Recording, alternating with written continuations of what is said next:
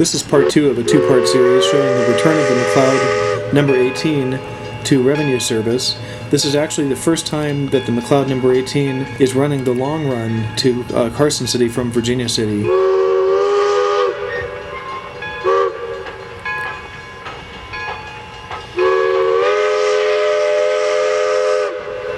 Today is July 24th, 2010. The day before, July 23rd, it ran short-run revenue service between Virginia City and Gold Hill, along with the first revenue service run of the D2 diesel that we'll take a look at towards the end of this video.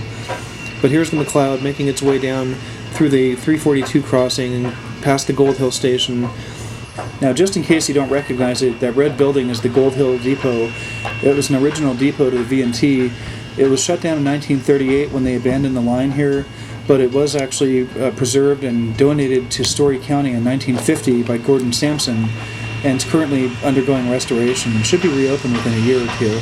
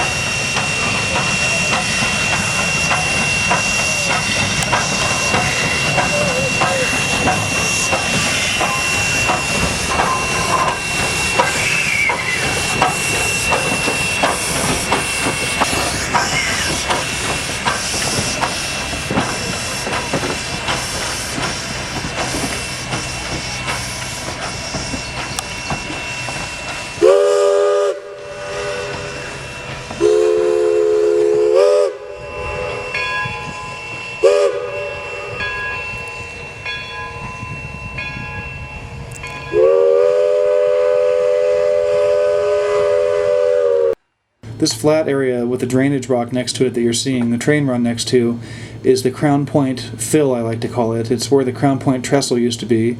I suppose you would call it the Crown Point Ravine. And it was filled in at some point long before the tracks were relayed, just south of Gold Hill.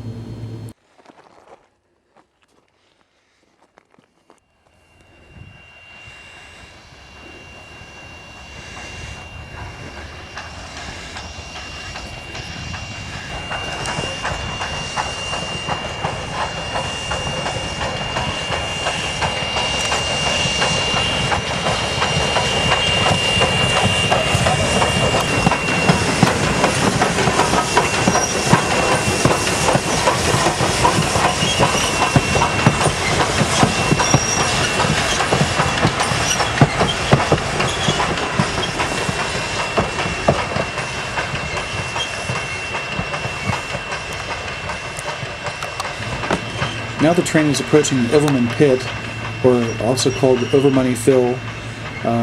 It cost an awful lot of money to put that pile of dirt there, and that's not the original right-of-way. This pit was dug out, sometime after the V&T abandoned. So they got a grant from the feds for a couple $1 million and brought a heck of a lot of dirt in to fill this area. Off in the background you see the tracks winding their way around American Flat. And if you see that big road that runs straight up the side of the flat, we're going to be at that crossing in the next shot. By the way, if you're wondering why the train's nearly empty, it's because this is the one-way trip down to Carson City. When they pick up passengers down there at the Eastgate siding, they'll have a full train. They're on limited capacity. There's supposed to be 3 cars. There's only 2.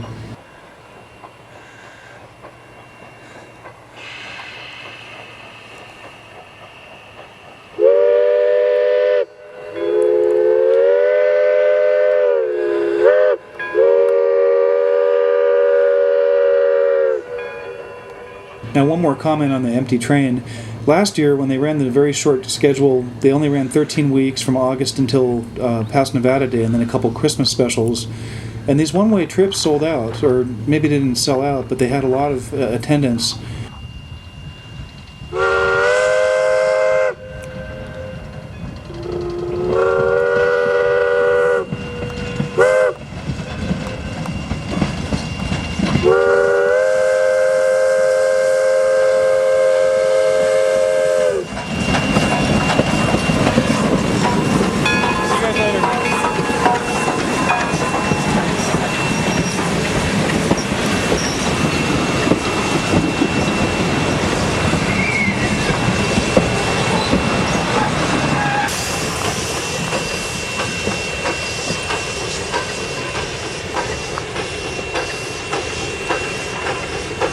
thinking about riding the train and you don't have all day, like to ride up at 10 o'clock in the morning, spend 3 hours eating fudge in Virginia City, and then getting back at 4:30 or 5, you should look at these one-way trips.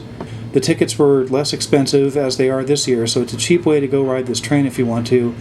You just have to arrange for transportation from one end to the other, and there may be a shuttle available. Why they're not selling out this year, or at least selling 30-40 people per trip on these one-ways, I don't know. Now we're going back to July 4th. You see the 29 sitting out there on its lunch break, and the 18 still being worked on in the shop. And here's the new diesel, the D2, and we're going to get Tom Gray to explain a few things about it.